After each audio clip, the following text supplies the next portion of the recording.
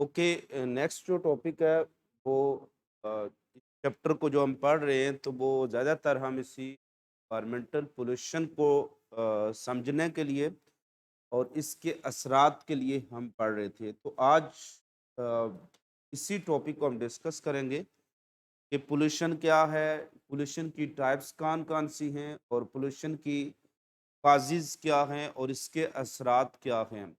एक हदीस से मुबारका भी है का मफ़हूम बयान करता हूँ कि अल्लाह ताला जब किसी कौम से नाराज़ होता है तो बेवक़्त की बारिशें अता करता है।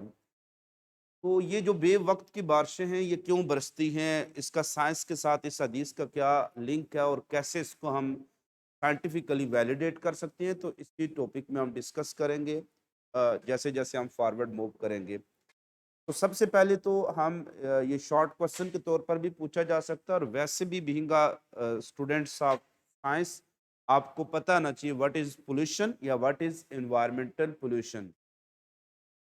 कोई भी चीज जो जरूरत से ज्यादा हो, एक्सेस में हो उसको, और वो नुकसानदेह होती है, और नुकसानदेह चीज को हम पोल्यूटेंट कहते हैं और इसकी मौजूदगी को पोल्यूशन कहते हैं।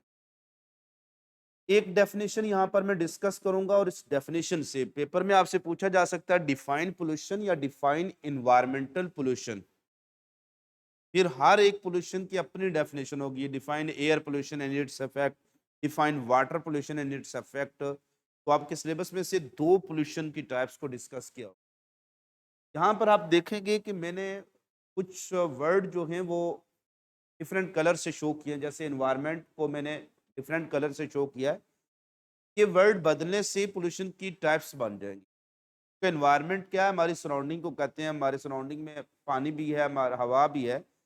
तो यहाँ एनवायरनमेंट में आप वक्त वर्ड बदलने से इसकी टाइप्स बन जाएंगी। तो पहले तो हम इसको डिफाइन करते हैं, व्हाट इज पोल्यूशन।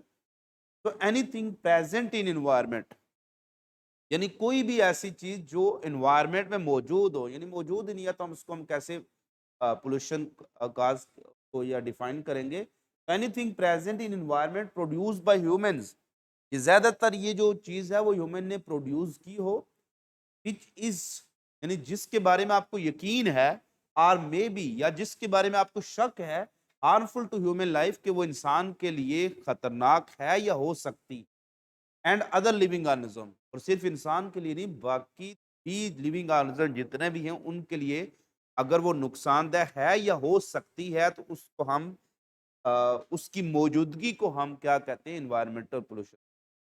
तो एनीथिंग प्रेजेंट इन एनवायरमेंट, कोई भी चीज जो कि इंसान ने पैदा किया, प्रोड्यूस बाय ह्यूमन, और which is are maybe, यानी जिसके बारे में आपको यकीन है कि वो खतरनाक है, या मे बी मीन हो सकती है, तो ह्यूमन लाइफ, इंसान की जिंदगी के लिए, या फिर other living organism, is called environmental pollution.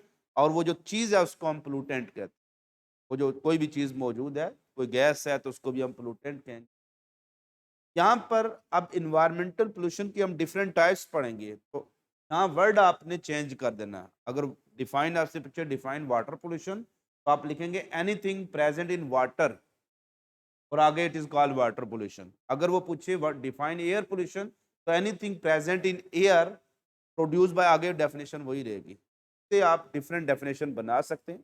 अब हम आते हैं कि पोल्यूटेंट क्या है। बाद का शॉर्ट क्वेश्चन आ जाता है कि पोल्यूटेंट है क्या चीज। तो पोल्यूटेंट की डेफिनेशन और एग्जांपल्स आपको आनी चाहिए। एग्जांपल्स पूछी भी जा सकती हैं इन लिस्ट वेरियस पोल्यूटेंट या एनवायरमेंटल पोल्यूटेंट, या एमसीक्यूज आ सकता है which one is not a pollutant. तो pollution causing agent are called pollutant, यानी कोई भी चीज जो पोल्यूशन कॉज कर रही है, कि वही anything that is present in environment और दैट इज हार्मफुल, उसको हम कहेंगे पोल्यूटेंट कहेंगे। और पोल्यूटेंट की एग्जांपल्स कौन कौन सी है? Harmful substances such as sulphur dioxide gas होती है, कार्बन मोनोऑक्साइड है, ऑक्साइड्स ऑफ नाइट्रोजन है, लेड कंपाउंड्स हैं, क्लोरोफ्लोरोकार्बन्स हैं। ये चीजें जो फिजा के अंदर फ्यूली या हवा का कंपोनेंट नहीं होती हैं, फ्रेश एयर में ये मौजूद नहीं होती हैं, और अगर ये मौजूद हूँ तो उसको हम कहेंगे पोल्यूटेंट एयर है वो। ठीक है, तो that component are called pollutant. तो एमसीक्यू में पूछा जा सकता है sulphur dioxide, carbon monoxide, nitrogen के ऑक्साइड है, एनओएक्स, लेड कंपाउंड्स हैं, लेड ऑक्साइड की सूरत में मौजूद होते हैं, या क्लोरोफ्लोरोकार्बन जो ज़्यादातर ओजोन लेयर डिप्लीशन में बड़ा रोल प्ले कर रहे होते हैं। तो यहाँ तक तो जो पोल्यूशन और उसकी हमने कॉजेज को डिस्कस किया। अब हम देखते हैं टाइप्स कौन कौन सी हैं। बहुत सी टाइप्स हैं, जैसे एयर पोल्यूशन हो सकती है, वाटर पोल्यूशन हो सकती है, लैंड पोल्यूशन हो सकती है, ज़मीन के अंदर कोई चीज़ गंदी डाल दें तो रेडिएशन पोल्यूशन। इस तरह से एनवायरनमेंट के अंदर बहुत ज़्यादा है, एक्सरे रेडिएशंस या कोई जो रेडियो एक्टिव रेडिएशन आ गई तो उसको हम कहेंगे रेडिएशन। तो अगर शॉर्ट क्वेश्चन आ जाए, इन list various types of environmental pollution, तो ये आप उनकी टाइप्स लिख सकते हैं। अब हम देखते हैं कि एक-एक टाइप्स को हमारी बुक में तो और बिल्सुस आपके सिलेबस में 2 पोल्यूशन की टाइप्स को जो है एड्रेस किया गया। एक है एयर पोल्यूशन और दूसरी है वाटर पोल्यूशन। तो सबसे पहले हम पढ़ेंगे air pollution and it's effects. Just air pollution and its effect short question में आ सकता है। तो जो हमारा नेक्स्ट जो सेगमेंट्स इसी पर होगा एयर पोल्यूशन। तो जैसे बैकग्राउंड स्लाइड में भी आप देख सकते हैं कि ये चिमनीज हैं, इनमें से धुआं निकल रहा है, तो ये तो पोल्यूशन की बहुत बड़ी एक रीज़न है।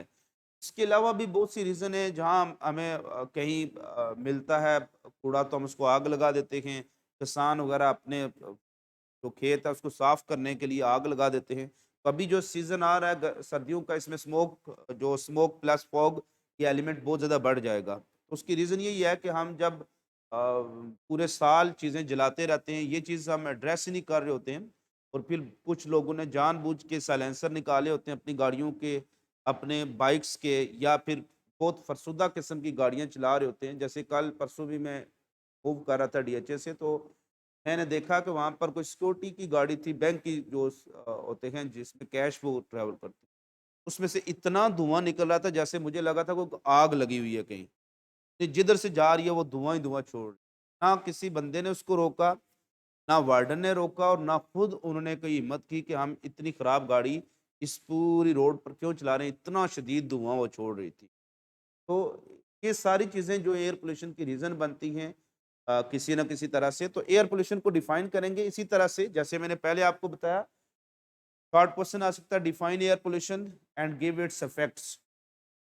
तो एनीथिंग प्रेजेंट इन एयर, वही एनवायरमेंटल पोल्यूशन की डेफिनेशन है। फिर वर्ड इन्वायरमेंट अगर एयर है तो वो एयर पोल्यूशन बन जाएगा, अगर वाटर है तो वाटर पोल्यूशन। तो एक से दो डेफिनेशन बना सकते हैं, बल्कि एक डेफिनेशन याद की तो इन्वायरमेंट में अगर आप लिखेंगे एयर तो एयर पोल्यूशन, और वाटर लिखेंगे तो वाटर पोल्यूशन, दोनों आपके सिलेबस में शामिल है। नेक्स्ट तो इसके इफेक्ट्स क्या हो सकते हैं? Some important effects of air pollution are, number one ozone layer depletion. ये जो नीला आसमान आपको नजर आता है एक्चुअली ओजोन लेयर होती है और ये डिप्लीट होगी तो इसके क्या नुकसान आते हैं, नेक्स्ट टॉपिक पूरा हम इसको डिटेल में डिस्कस करेंगे। ग्रीन हाउस इफेक्ट है, जो बहुत ज़्यादा ग्लोबल वार्मिंग हो रही है उसको हम डिटेल में पढ़ेंगे, और एसिड रेन्स, ये तीनों इफेक्ट इसके हम डिटेल में पढ़ेंगे। तो यहाँ तक शॉर्ट क्वेश्चन अगर आपसे पूछा जाए what is air pollution give its effect, तो ये वाले इफेक्ट आपने लिखने हैं। एयर पोल्यूशन के आगे इफेक्ट्स हैं और फिर हर एक इफेक्ट एक सेपरेट टॉपिक बन जाता है। तो यहाँ तक हमने डिस्कस सिर्फ किया कि what is environmental pollution. Environmental pollution की डेफिनेशन सब बच्चों को आनी चाहिए। उसके बाद उसकी टाइप्स क्या हैं, उन टाइप्स की लिस्ट आपको आनी चाहिए। कॉजेज क्या है यानी एनवायरमेंटल पोल्यूटेंट क्या हैं और उनके एग्जांपल्स, ठीक है। फिर एयर पोल्यूशन की डेफिनेशन और उसके इफेक्ट्स, तो ये शॉर्ट क्वेश्चन ज़्यादातर ही है। अभी नेक्स्ट जो हम डिस्कस करने जा रहे हैं वो है ओजोन लेयर डिप्लीशन और उसके इफेक्ट्स। तो ओजोन लेयर डिप्लीशन के अपने इफेक्ट्स हैं, तो नेक्स्ट हम उसको डिस्कस करेंगे।